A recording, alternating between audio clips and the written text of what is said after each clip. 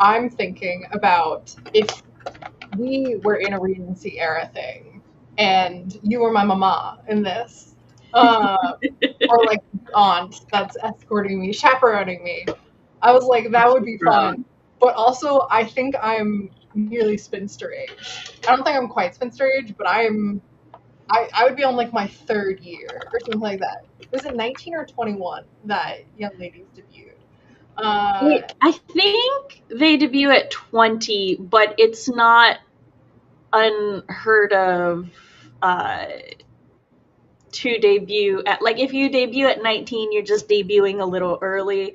But most women debut at 20, and then by 23 you are like in danger of being a spinster. I'm gonna be on the shelf. Yeah, I think I would do terrible on the ton. Which honestly, when fantasy books and other books start talking about like, well, the age of marriage and stuff was always like 12 or 13, and I'm like, not in the Regency period.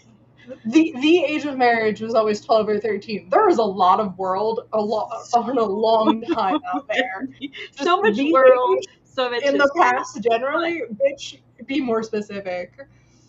But this is the book talk. Yeah, where Sam and I introduce each other to books that we enjoy. Alternating every other book talk. This session, actually it's therapy now. This episode is Sam's choice. We do 2 book talks every month, one from each of us, and although we had quite an abundance. Theoretically, this is how we do it. This month. And so Sam's pick for episode 25 was A Lady's Guide to Fortune Hunting by Sophie Irwin. Yes. And I shall summarize this book. So A Lady's Guide to Fortune Hunting takes place in the Regency era of England, and it's kind of... I picked this book for us last year because I pre-plan.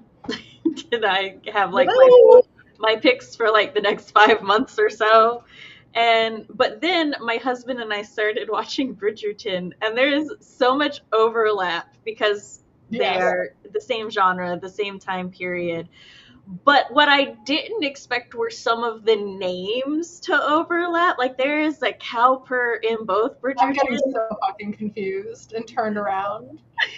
And I was like, what?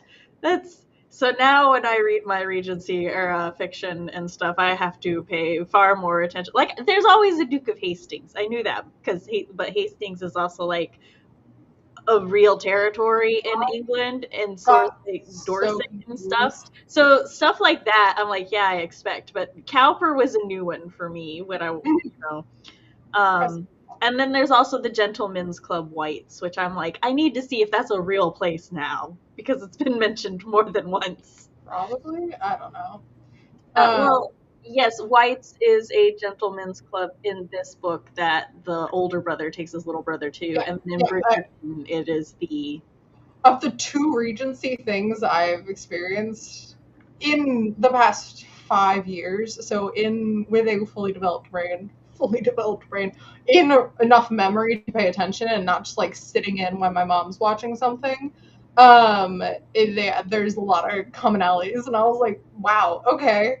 So keep going. That's fine. All right, so the plot of this book is that we have our main character, whom I have suddenly forgotten everybody's name that has ever existed, so Kitty. We're getting Sam versions of names here. I don't remember her last name. Her first name is Kitty. Yeah, so Kitty is the oldest of, I want to say, 4 sisters. Her parents have passed away. Her father... Are there 4 or 5? She is either the oldest of 4 or has 4 little sisters. She has 4 sisters. Maybe. I don't know. I only remember her mentioning 3. But again, the 10-year-old, the 14-year-old. 14-year-old. Oh, then there are. Yeah, the one that's a little bit younger than her and the bookworm. The one that she left in charge, and then Beatrice. the pretty pretentious one that she whose brought. name I also don't remember. Yeah, so it could just be that she kept referencing the 3 sisters that she left. Mm-hmm.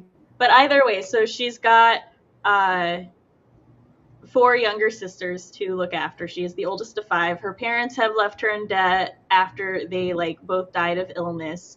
Her dad was a nobleman, but he ran away with a big plot twist later, a courtesan, a lady of the night, which was her mother, because they fell in love.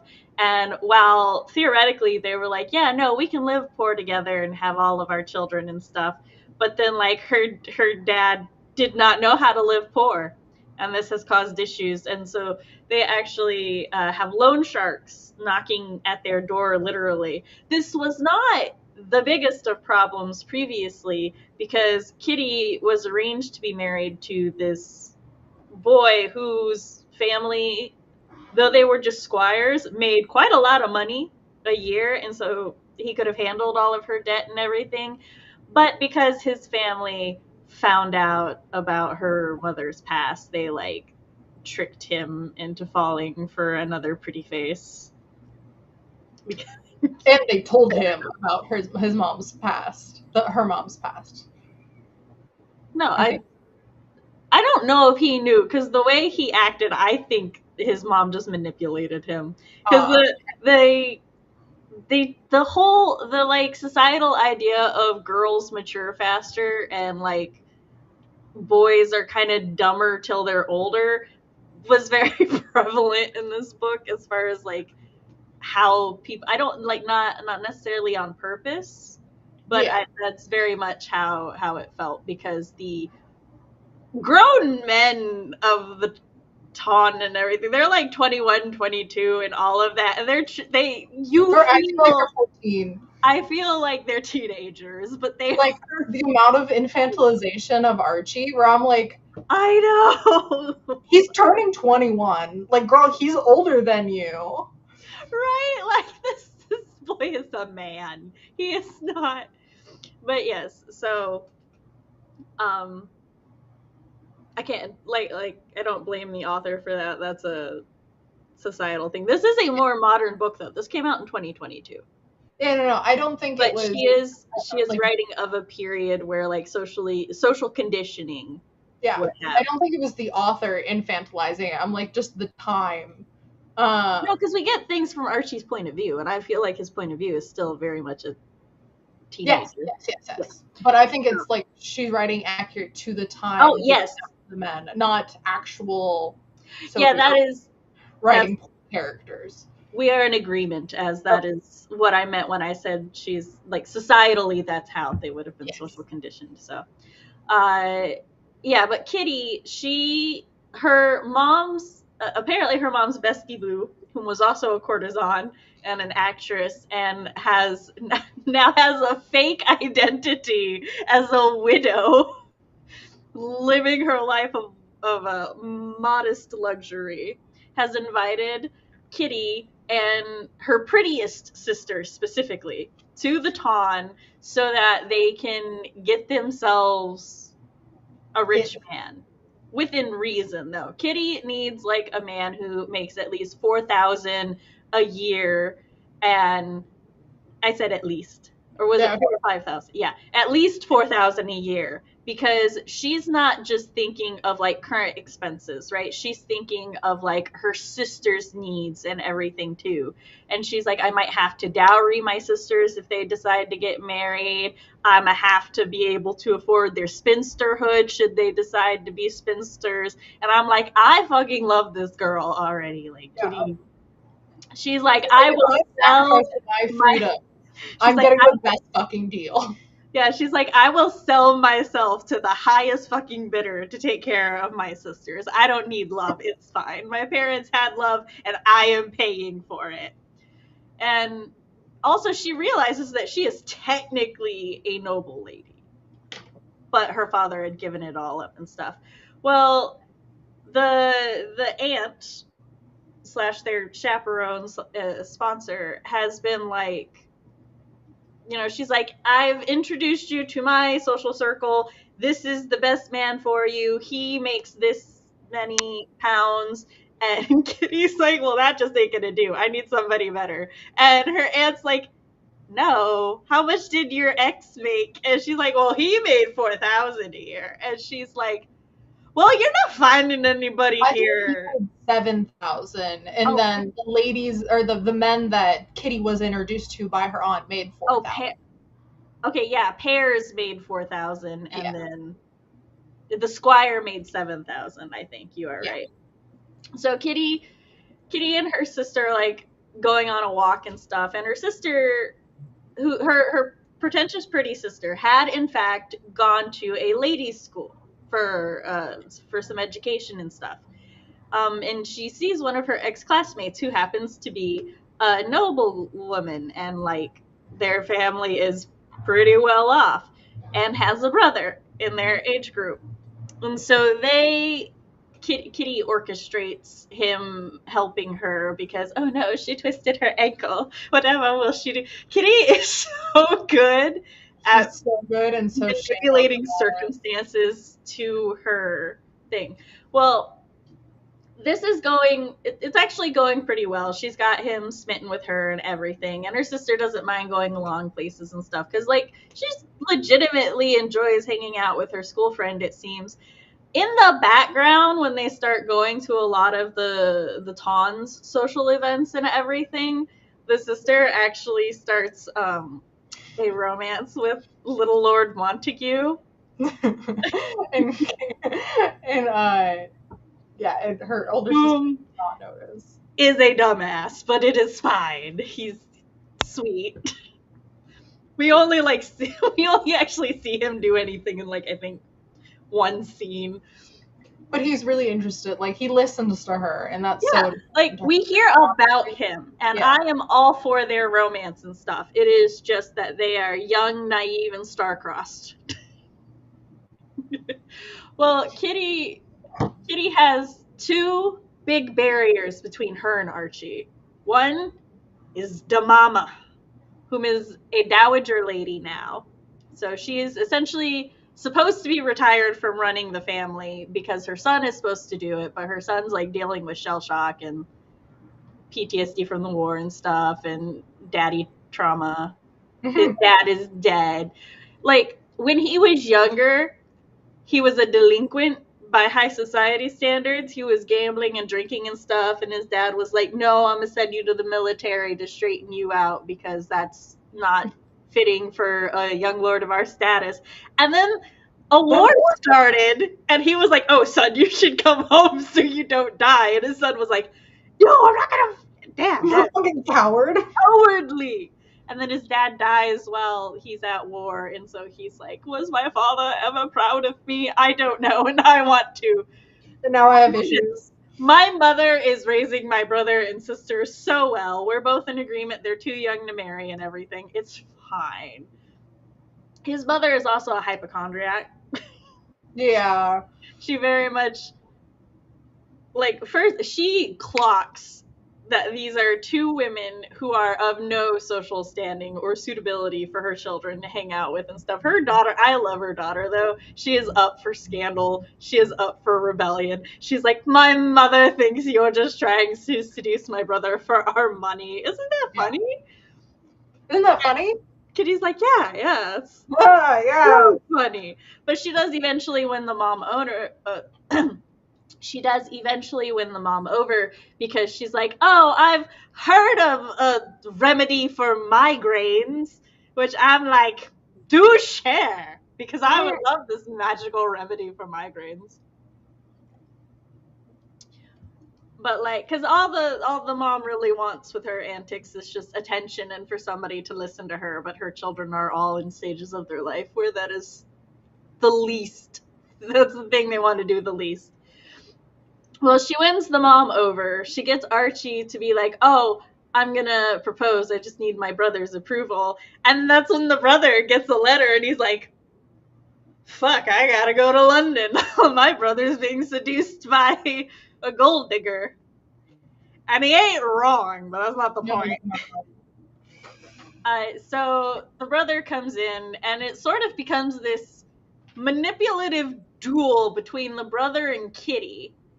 A duel which Kitty is winning hands down, and the only way he can actually effectively defeat her is essentially he goes to her and he's all like, "Hey, so yeah, my brother's trying to get me to give permission to propose, and that's a no go. We're not gonna do that." And he's like, I know about your home situation. I know you're poor and stuff. And she's like, yeah, so does your brother. Like, I've already told him. He knows I'm poor. He knows about my debt. Like, Kitty has a very pragmatic view of her situation in high society. She's like, there's no reason to lie and hide that I am poor and in debt. She's like, everybody's kid. Like, that's so easy to find out. I But don't think, she I'm has not been sure if hiding. she tells about the debt, but she is open about the poor. No, she Okay. like, she does talk about the debt a little, because she Okay. tells them that her parents died and that her father left them in debt. The Okay. only thing that she has kept hidden is that her mom was a courtesan, because that is like legit scandalous in the time. And yeah, so he's basically like, I'll blackmail you with that. And she's like, okay, you go ahead and try to blackmail me with that. But in the meantime, before you can prove this and everything, I will elope with your little brother. And then, you know, he's like, then what will you do? And he's all like, excuse? He's like, I can't call your bluff. he's like, what the? He's so judgy, but also impressed by how far she is willing to go for the money, because he like sits in kind of a privileged place of, well, of course I would do anything for my family, but I don't have to. And she's like, no, I will do anything for my family. Like, you don't understand, motherfucker. Like, and he then becomes her primary source of social etiquette and information. She keeps going to his house and asking him, she's like, I need to know about this party. I need to know who's going. I need to know what kind of dances are going to be there. How do I curtsy? And like, she does this to him like 3 separate times, and he's just steadily being like, oh my God, okay, whatever. He keeps telling her this is the last time, or I'm never helping you again, and then keeps helping her. He helps her out of some like very specific like social things and stuff, and they build a true friendship and kind of a bond and an understanding and a respect for one another and how they go about things. There are like times when they snipe at each other and stuff, and there is, I'd say, a couple of moments where they genuinely like hurt each other, and but also they apologize. They do. And like they grow from it and stuff. And I really love, like, obviously they end up together, and I really love the proposal and everything, because like they're I'm skipping a little bit, but I'll go back to that. But they're like dancing, and then he's planning to propose, and she sees this one guy who she knows is planning to propose to her, and she's like, quick to the garden. And he's like, wait, was that are you still expecting a proposal from that other guy? And she's like, well, yeah, because you haven't said anything. And he's like, but I thought. And she's like, what, motherfucker, I don't have any reassurances. You can think all you want, but I need to secure a wallet. I need to secure a bag. And he's all like, oh. Yeah. I was so happy that there was not a point in this where she's like, I'm gonna leave the ton and my fortune hunting ways, and I'm just gonna do this the hard way because I'm doing the wrong thing. And I was so happy that did not, that was not a plot beat, because I was like, well, like, she has a good fucking point. Like, screw morality, she is sisters. I love Yeah, I love that she sticks to her guns, and she's basically like, "Can you like you told me you couldn't get over the fact that my mom was a hoe," and he's all like, "You know what? I can get over that because He's I like, love technically, you." I didn't answer. I just And stood then there. and then she's like, "So like, would you be willing to marry me with my low birth and all of my debt and my sisters and this and that?" And he's like, Yeah. "Not even a week's pay. Yeah, sure, let's go." Literally, the fact that like I The enjoy next day he comes and he handles all the debt. He's like, "I am putting my money where my mouth is, baby." and baby, I got a lot of money. So much money. I enjoy in books like this, or I guess just romance in general, when like the first whispering we had of the Radcliffe is what he's called. Yes, Radcliffe is. He's Okay, Lord his name Radcliffe. is Jamie, and I think it's hilarious. James, and they call him Jamie. I think it's hilarious that even in his own point of view and from his own mother, he's called Radcliffe, and I'm like, guys, he has a name. Every time Archie's like, "Jamie," I'm like, "Who? Oh, your brother." Literally, and I'm like he refers to himself as it, and I'm like, you have a name, guy. And so, uh, but in things like this, the first rumblings of Archie mentioning that he has an older brother that went to war, I'm like, that's the male lead. Yeah. Before we even get the first mention of him, I'm like, yep, that's our guy.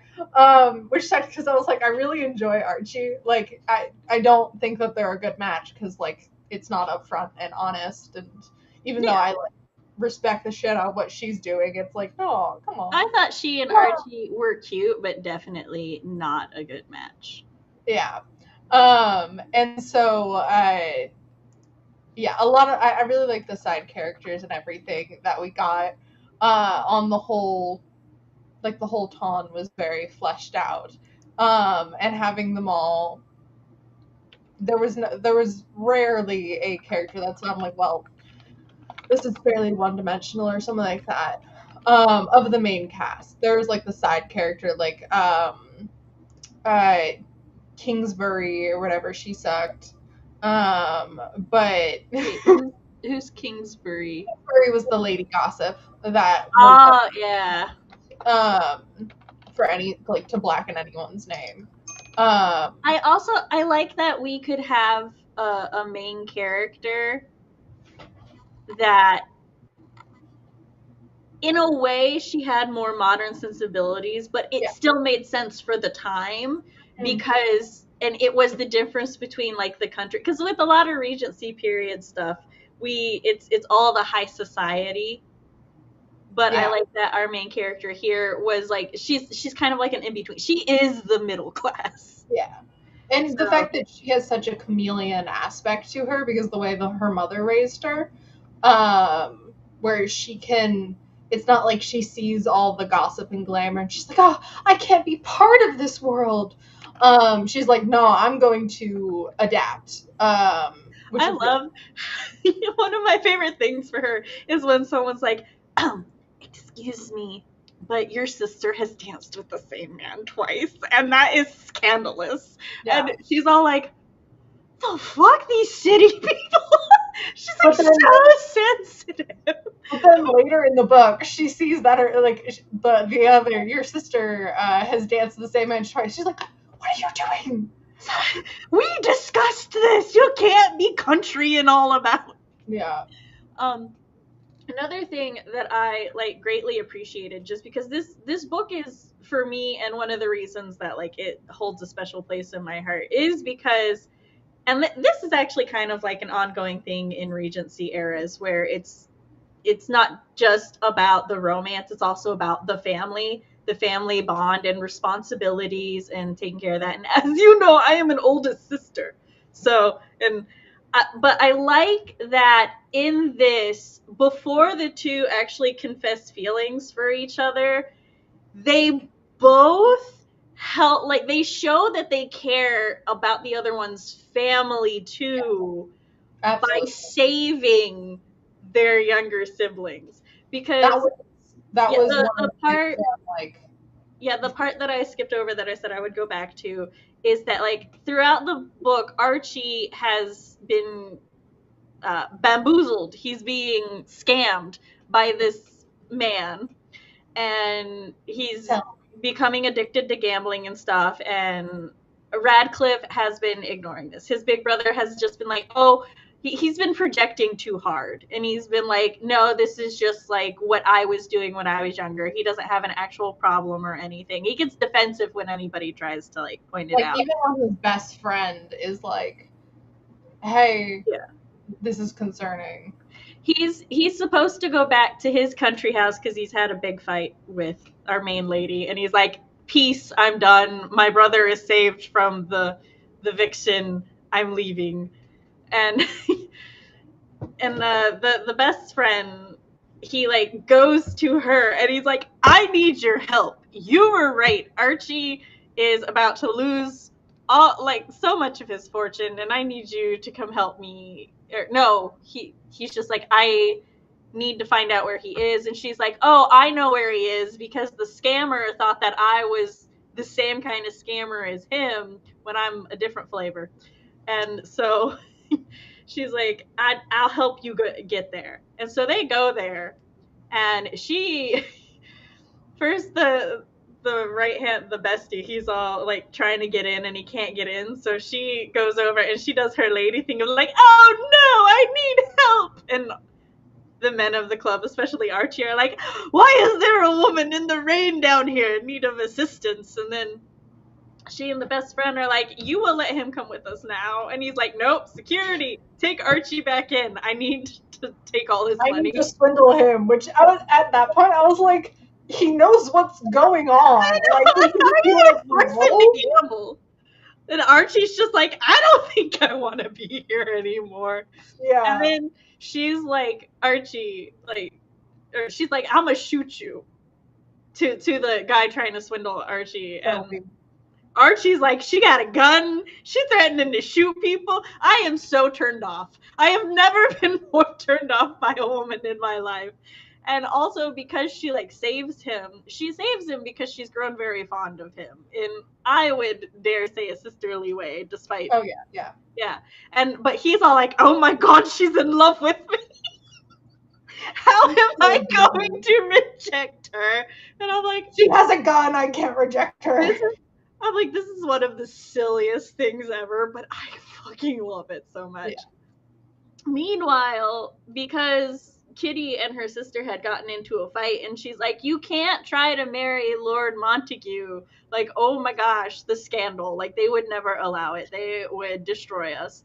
Well, her sister is all like, you never listen to me anyway. And, like, she's just gonna elope with Lord Montague. Their maid goes to Radcliffe, and she's all like, look. Maid and icon. She's like, look, I need you to come help because I don't have anywhere else to turn that's not going to cause a lot of scandal. And he's like, okay, sure. And then later he's like, or he goes there and a tree has broken the carriage, but he finds them in an inn where the inn owner is basically like, I will not be involved in this scandal. And Radcliffe essentially takes Lord Montague by the fucking ear twice to get his attention. And then he's like, you've been a dumbass.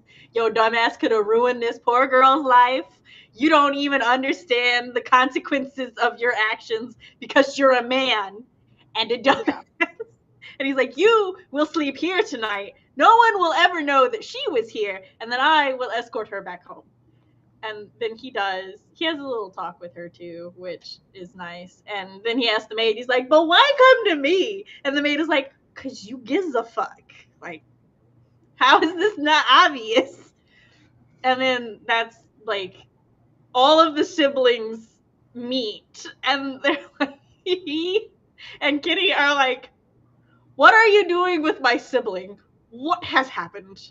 Yeah. And essentially they all fill each other in, and she's like, oh my God, thank you. You saved my sister. I don't know what I would have done. And he's like, thank you for, offering to murder someone for my brother. That's, he didn't say that part, but I feel it was implied. Yeah. And then they kind of like realize that they're really into each other. But then they go to the thing and she's like, I really don't want to marry that other guy. I would really like to marry Radcliffe, but he has not proposed. So, but then he does. It was a good progression without any moments where I'm like, oh. Because like, so I'm gonna, okay, this, I have read a lot, okay, no, a lot of the romances I have read, there's a point where I'm like, oh, like, come on. Like, this is just done for the sake of drama. I can agree. And it didn't feel like there was one of that moment in here.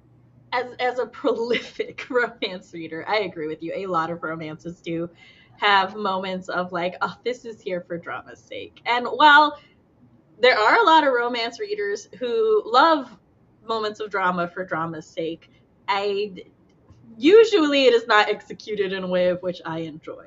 But I felt like all of the moments in this book, like I can't think of a single moment where I would be like, I'd be happier without this moment in the book.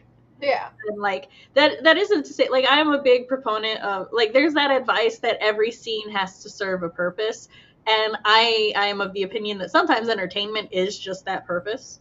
Mm-hmm. So, and I felt like all of them were good. Yeah, I thought this was a really good book. And we forgot to say that the auntie, she ran into an old boo whom is a widower now, and they eloped. Yeah. Or they didn't elope. She's too old for elopement. Oh yeah, she's too. I forgot. My bad. Ladies' game. They got special permission to marry quickly. Yeah, as soon as like, oh, you haven't met. Like, it was amazing that this is the first time you've been recognized. This is the first time you've been recognized, right? And I'm like, yeah, we're discussing that later, right? I was like, something's been going on with her. She's been out late. She's been distracted. Yeah. Her and Lady Radcliffe's friendship was also nice. Yes. Lady Radcliffe is like, she's also kind of like, I like Lady Radcliffe. No, I like her, but I feel bad for her. Oh, yes, definitely. Lady Radcliffe she's just a noble woman who loves her children and just wants to raise her children to be happy while also being ignored and neglected by them. They dismiss her. Yes, she's a hypochondriac. Yes, she is the drama, but like, but it feels like she doesn't have to give your mom attention.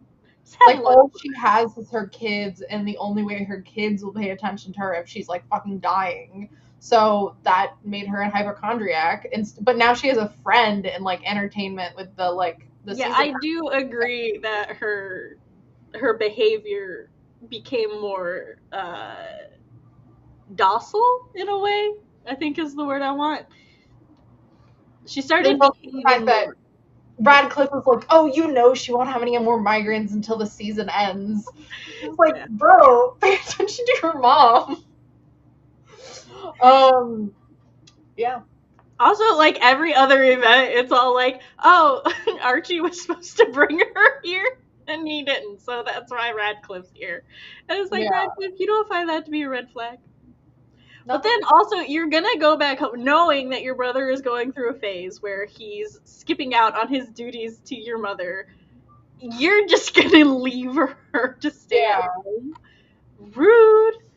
But it's okay now, because now the mom has 4 new daughter-in-laws to dote over. I'm sure the younger ones will get her attention. Well, I'm kind of like that is... I feel like that the mom would love being able to hover over some more children. Me too. Like, okay, so when I originally read this, actually around the time it came out, I was surprised to figure out that, like, I was like, oh, I wasn't severely behind. And, but apparently, because I know when I originally read this, it was a standalone.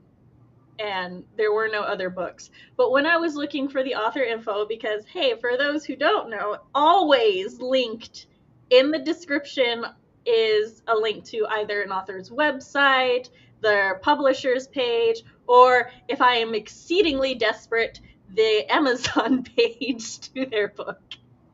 Because I always want everybody, if like you enjoy the conversation or think the book sounds interesting to you, I want you to be able to go find the author and find their stuff. I've I already think for Howl's Moving Castle, I had Diana's fan wiki because I was impressed by the comprehensiveness of the fan wiki, and I was like, this is perfect. But yeah, so while I was looking for Sophie Irwin's website / Sophie Irwin, you deserve better. You need a webpage. But I found out that this is technically a book one of a series now called A Lady's Guide. And the next one is called A Lady's Guide to Scandal. Yeah. And I'm like, I would be happy whether the book is about Lord Montague and the pretentious pretty sister, or if it was about completely different characters, but just set in the same time. I think I would almost prefer completely different characters, but I already placed a hold on it at my library. I also placed a hold on her other book called How to Lose a Lord in 10 Days. Yes, I was about to mention that one came out just last year, because according to what I found, A Lady's Guide to Scandal came out in 2023, and then this sorry, could you say the title again? How to Lose a Lord in 10 Days. Yes, and that one came out last year. It's like brand new. So yeah, I was debating whether or not to go put a hold on it, because I was like, oh, should we do it for a book talk or should we just read it? So, but for A Lady's Guide to Scandal, I'll read it first, then maybe I'll choose it for a book talk because I'm running out of books. I might allow it. Yeah, I liked this one. I liked this, Regency one. I haven't read a lot of Regency because there was like the gender was definitely a factor in it, but it was less depressing about it, or like more like she's like, this is my gender and I'm going to use it to my advantage. So I will say one of the reasons that I really, really loved this, and the reason that I'm interrupting you is because this is a thought I had when I first read it, and I actually recommended it to my mom, and I want to see if like maybe what you were thinking is also aligned with what I was wanting to bring up. But like, so my mom loves Jane Austen. She loves Regency era fiction. The Bronte sisters, I think is Bronte, all of those like authors and stuff. Their stuff has always been like super super pretentious and like uppity for me, in the narrative style, kind of like in a similar way to like old man fantasy kind of loses me at some points for that. I find a lot of Regency themed stories written in by the era of the Jane Austen and Bronte lady sisters, like similar thing. This is, like I said, I had been surprised that this book came out in the 2020s because my brain just didn't click on the fact that Regency fiction can be written in a more modern era.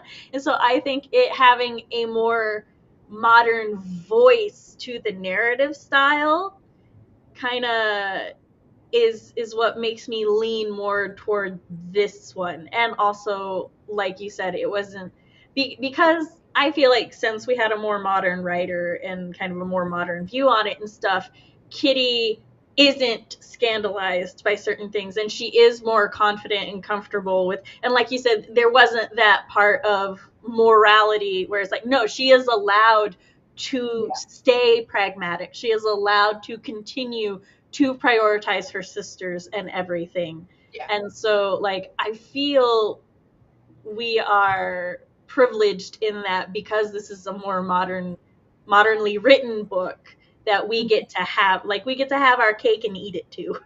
Yeah, and there's like this not I think maybe part of it is like shame being such a big thing in Regency with me. like the everything is shameful, and like having wants, needs, desires, or even just like not just sexual, but like for intellectual conversation, like that is like, oh, don't, that's not a woman's thing, or that's very uncouth of a woman, to quote Shakespeare or whatever, and not having that in this, which was nice. Like, yes, her sister she's a little intellectual, and that's annoying because it's annoying. And then they also have the really heart to heart conversation about like, when you talk, it makes me feel dumb, but that's not your fault. Like that conversation, which was great, where they like addressed that and like, yes, I should be doing more to listen to you, and this is why I haven't been, but that's still not okay. Yes. Or the like desiring a husband. I like that her sister was slightly judgy, but at the same time was like, I get it though, and I hate it for you. And it's more like, I want you to find love because I love you and care about you. It's not looking down on you for what you're doing. And I think that's a very important distinction. Then like even in the other sisters in the letters were like, hey, have you do this? What if you find a love match? Yeah. It was also I love how she's like, as much as I would love a love match with money, guys, do you know the chances of that? Yeah, I was happy. It kept going a different way than I expected, which was nice. I expected for Radcliffe to get her away from Archie. He'd be like, let's pretend to be engaged or something like that. And I'm a little burnt out on fake romances, like fake pretend turning to real. I don't know why, but I'm just like, maybe I just need to read a really inventive one. But I've read a couple recently, and I'm like, okay. Mission acquired. No, I'm kidding. Yeah, that'd be okay. But I'm just like, yeah. So I was happy it didn't go in that direction, and I liked that their progression to getting to know each other had nothing to do with how hot each other were.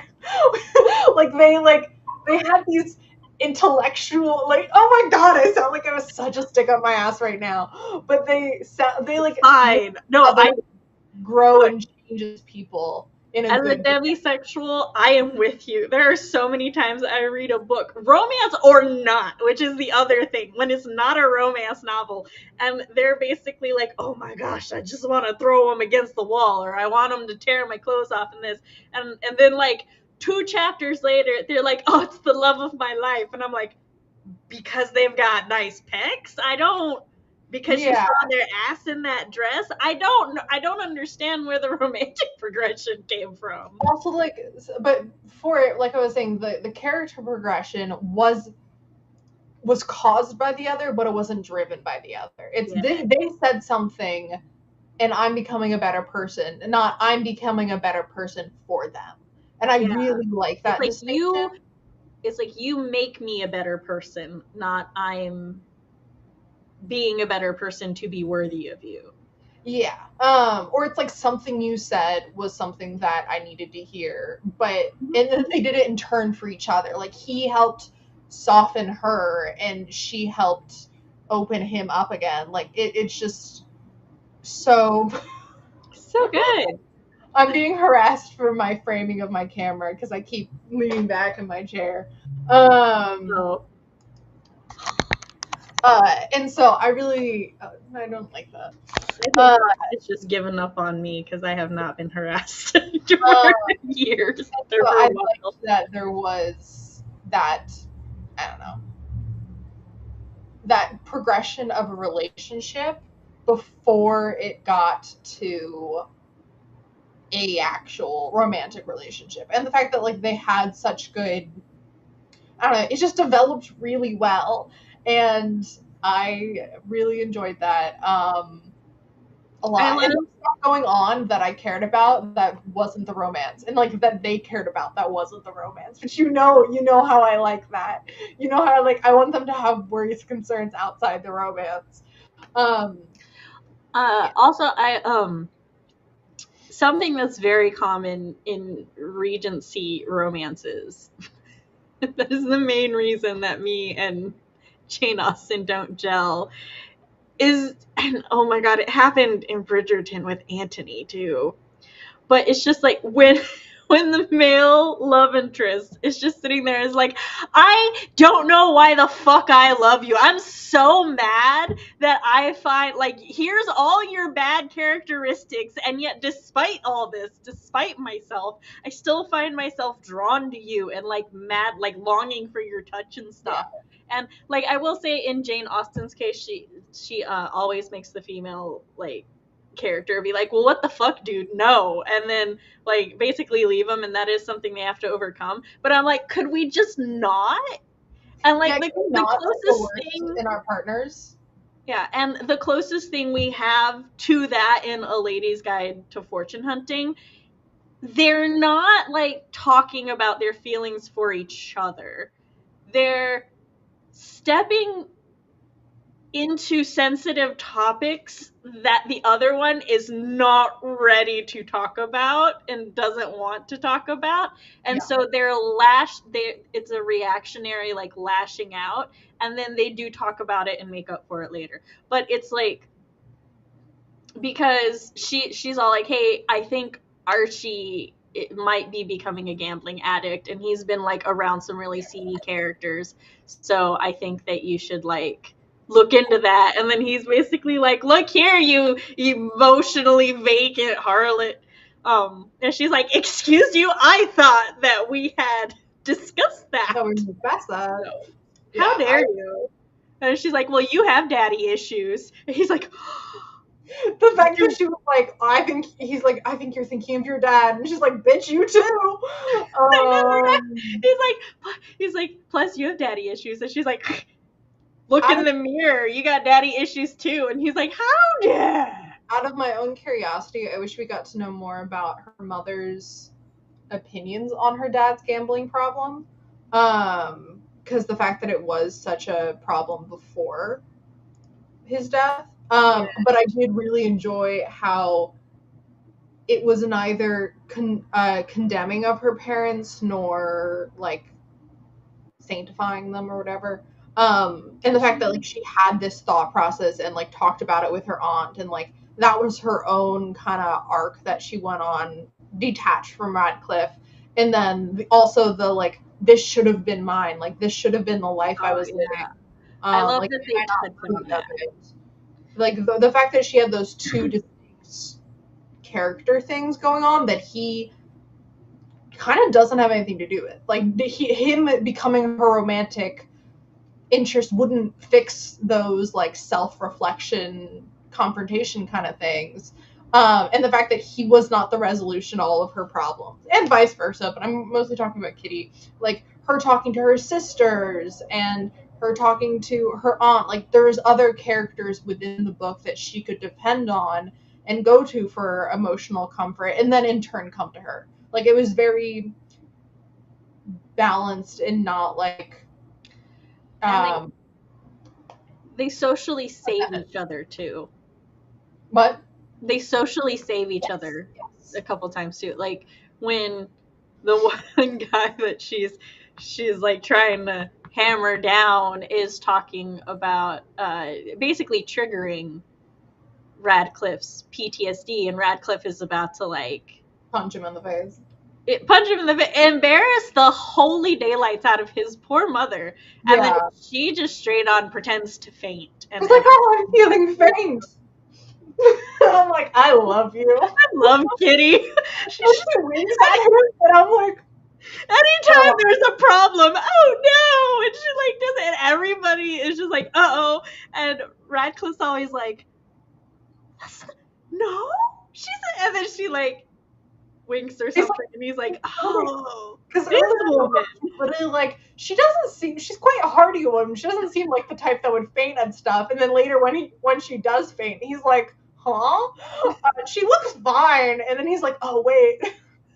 I know. And I liked how they, correct me if I'm misremembering, or if they didn't do it as much, where they didn't, he obviously looked down on the women of the ton, but she didn't as much. To be Like, fair, he kind of looked down on everyone.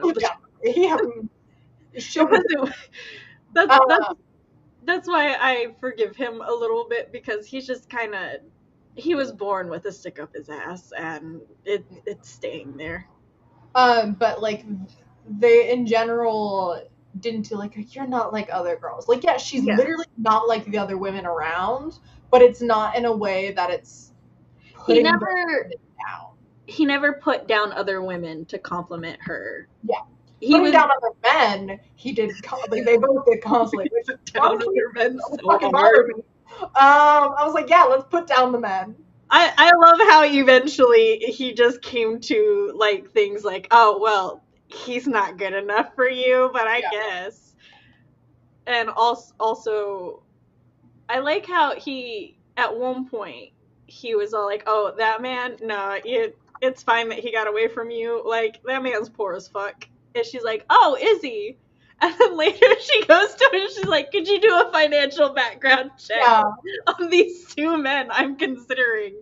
And I'm like, bro, he has told you to leave so many times and you were just not fucking listening, and I love that about you. But then the one time she asked him something so vulnerably, she was just basically like, I want to write a letter to my sisters and I want to receive a letter to them and I have run out of money. And he just, there's absolutely no judgment, no snarky comments, no nothing. He's just like, I'll do it today.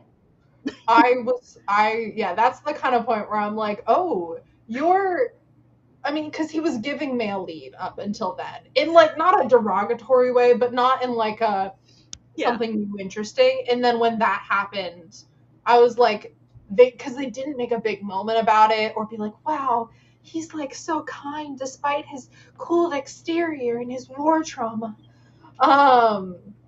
It was just like him doing that, and then like her sister, we got her sister's reaction, which I enjoyed. That they were like, "Oh my god, we got the letter." Like the whole fucking town knows. That didn't make her fall in love with him, or the narrative didn't treat it like it was this, wow, such a brave and cool and amazing thing he did, signing a piece of paper. Where it's just like, she just appreciated it. Like, I think, especially since at that point they realized that they had more in common than what was different, as far as like their, I was going to say social standing, but that's not correct, as far as their dynamics within their family and their responsibilities and everything. So I really like this book. It's so good. I can't wait to read, now that I know it exists, I can't wait to read A Lady's Guide to Scandal, because I'm like, oh. I've recommended this book to Blake already. Good. I think all romance lovers should read it if you like read. I think I'm gonna text my mom and be like, hey. I tried to get my mom to read it, but she's like, my TBR is like 8 miles long. And then I'm telling my mom in the library, because my daughter was having a day on Valentine's Day, so me and my mom all went to the library, which I love the fact that she specifically requested a library date with me and my mom, because my mom and I have always bonded over books and stuff, so that was great. But while we're in the library, I was telling my mom that my oldest, I'm like, Mama, I gotta start reading more, like, I gotta be careful with the book talk romanticities and stuff, because my oldest, those are the type of covers that he appears to be drawn to based on these 2 books that he selected recently. And I'm like, and I gotta Google, are these appropriate for kids and stuff? And the most recent, Shatter Me, was the first one he looked up, which actually the Nostalgia Train, book club is reading that one this month. So we'll be doing a live stream on that this week. Sorry, I'm burping all over the place. And then the other one was The Queen's Assassin. And I showed my mama that one, and my mama goes, I'll check this one now. And then she went on her Libby app, and she's like, his Nana will let you know if it's appropriate. Wow. And I was like, my mama. I feel like afterwards, you guys, like, if you guys are checking the books for him, you should have a little book club. Like, That's where what I think. after The only problem we'll is hang out that and talk about it. it takes that boy so long to read a book. My mother and I will have finished the series. He's the But best. also, like, you know how many books I go through? My number of books I go through still pales in comparison. When I was talking to your mother about, like, the different Dan May and everything we read, she started listing stuff off, and I'm like, actually, apparently I'm illiterate. And this woman is busy. Yeah. My mom, like, does not have, like, I won't go into all of that during a book talk, but yeah, my mom is just busy. We'll go into this later. But yeah. Yeah, sorry. The point was, A Lady's Guide to Fortune Hunting is great, and we both think our mothers would love it. My dad might like it too, actually. Maybe I'll recommend it to him. Maybe my dad would like it, actually. Let's just recommend it to all our parents. Yeah. I don't think my brothers would like it. Mostly because my older brother doesn't read, and my little brother, I don't think he reads. None of my children have interest in romance. I don't know where Chris and I went wrong. With as big a romance readers as Chris and I are, we're like, none of you? I mean, would you say I'm into romance? I would say I'm into romance when it has other stuff going on. But I like actively didn't want to read romance until I was older than your kids are. So I would say give them chances. Yes, no, I understand, but I have always wanted to read romance since I was younger than my children. They're late bloomers, or not at all. I always turn it off. Is this okay? I will turn the heater off. Chris came in here to say goodnight, and to remind me to turn my heater off. On the topic of heat, my family's having a snowstorm right now. Like my little brother's school is off tomorrow, and I had to take off my hoodie to go outside and wash the windows earlier. The windows are open right now. We're living in two different, like, we're not in the same country. I don't care what it is. We're experiencing two different worlds. But non-Americans do not. Even Americans don't quite process how fucking big the country is. But this is a series. So this is a series that we would be interested in continuing. Yeah. Whether I pick it or you pick, you should read the other one that's not part of the series and pick that one. Okay, if I like it. I mean, I probably will. I like her writing style. And it's obviously a Regency How to Lose a Guy in 10 Days, because it's How to Lose a Lord in 10 Days, which is based on Taming of the Shrew, I believe. The Shakespeare play. I think so. And I wrote a paper on that play when I was in It'll be an interesting full circle moment. Yeah. Where it's like not quite the same time periods, but it's definitely, we're jumping around a little. I'm surprised about how blatantly she was allowed to copy the title of the movie. For How to Lose a Lord in 10 Days? How to Lose a Guy in 10 Days? Like, different mediums. They won't care as much. If she was making another movie, they might have an issue. Yeah. Hello. We should announce or is there anything else we wanted to talk about specifically for A Lady's Guide to Fortune? Good book. Highly recommend. Really well written. I have no idea what any of the characters look like, though. That is one thing. I think we got like one. Someone is blonde. I forget because she said something about their yellow hair, or like they were moving their blonde hair back, and I was sitting there going, "They're blonde." Well, at one point, like near the end, they were like, blue meets brown, and I'm like, who has which eyes? I don't know. He has brown eyes. He has blue. Oh, Radcliffe. I think he's a blue-eyed blonde because I'm so conditioned by Duke of the Norths right now that I was like, what do you mean he doesn't have black hair? I didn't even pick up on his physical description whenever it happened. I was imagining Archie as a ginger. I don't know if Archie is a ginger, but he is for me. He has ginger vibes, though. He has ginger vibes. So yeah, that'd be my one critique. Is please also, mention his name is Archie. Most Archies in media, I think, are ginger. Yeah, I think that's just the Archie comics having a lot of influence, cultural impacts. Yeah. All right, my pick for next month is not a romance. I read this when I was like 12. It is The Thief by Megan Whalen Turner. It's a whole series, and it's from the same era that I read A False Prince, because that was my thief era, where I was like only reading books that were about thieves who were like 16 years old, like 14 to 16 years old, because I was like 12 or 13 and in love with all of them. So I own this book, not in this side of the country. But I am excited, and I would like, this was one of the ones where I'm like, oh, I can't sleep. Let me grab a book off my bookshelf and read it. So this and The False Prince are ones that I read like over and over, to the point where they're the most worn out books on my bookshelf back home. But I haven't read it in probably like 7 years. So I am excited to see if it's still good. And I remember it was very different from the other types of books I read. Like writing wise is like something that's stuck in my head. So I'm curious to see in what ways it was different, because I don't remember. So yeah, hi Blake. Yes, hello Blake. Thanks for stopping in. Well, I look forward to it. A lot of the books you read as a middle grader, or in that age range, Yeah, are books that came out during an era where I was busy with toddlers, so I know nothing about these books. I missed a lot of the like big, like I didn't read. I was totally in the I'm not like other girls phase, so I didn't read a lot of the bigger books of the time for me, because a lot of them were romance that were definitely not appropriate for children, or Oh yeah, that would have been your preteen era.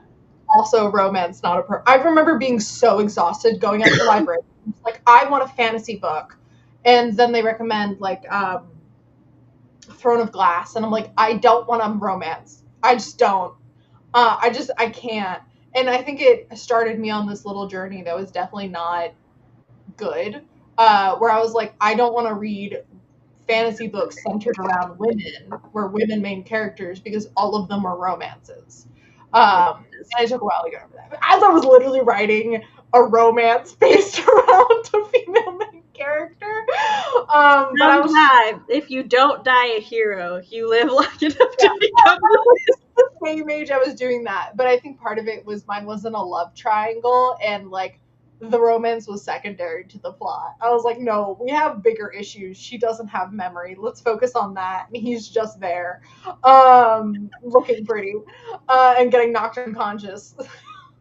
So this is around that area, so that's why a lot of the male main characters. I think the book I have chosen after this is from before that, and is female main characters. But I'm like, I've made this joke I think a couple times on the book talk, but definitely to you in person or privately, Sam, is with the book talks we are just running out of books that I've read,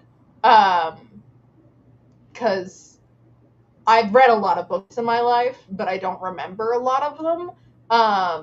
Eventually, I'm just gonna give you a list of a shit ton of books. Or I have no desire to read them again. That's why I'm trying to read more books this year. I started reading Vesuvius. I'm not finished it. I was gonna read a book a month, but I do realize that was a dumb fucking idea. So I'm gonna stretch it out for like 2 or 3 months. Just slowly read more books. And yeah, we'll just have to go back to Dan May and buy myself some time with Heavens if she'll bless it. Well, what I meant with the list is like, I'm gonna just send you a big list and be like, here's the books I think you will enjoy for a book talk. And then you get to read them and then figure out. But it has to be me introducing you to books for my choices. Oh, you're right. That wouldn't work. Yeah. Maybe I'll just walk into It's gonna be a big list of books I have taken a picture of at the library and bookstore and been like, this looked interesting. Walk to a library and start writing down titles if they seem even faintly familiar. And I'm sure that will definitely be accurate. So yeah, that is our choice for my choice for next month. This was not the cover that I read originally, but it's a prettier cover than the one that I read. I think it was a little just like black and with nothing on it. But I'll ask one of my brothers to take a picture of my copy of the book to show off how beat up it is. My ears are and I can hear you better. End of the stream? Yes. All right. So tomorrow, which is Monday, the 23rd, you can catch CB, me, Matt, and Cody for our Flash Fiction Free for All of February. Wednesday, Whip Wednesday is on your channel. Yes. And then I will be on the Nostalgia Train sometime this week. I think Friday is what I'm shooting for, but we haven't decided yet to discuss Shatter Me. And yeah, I'll post the March schedule soon and hope to see everybody places. Bye. Bye.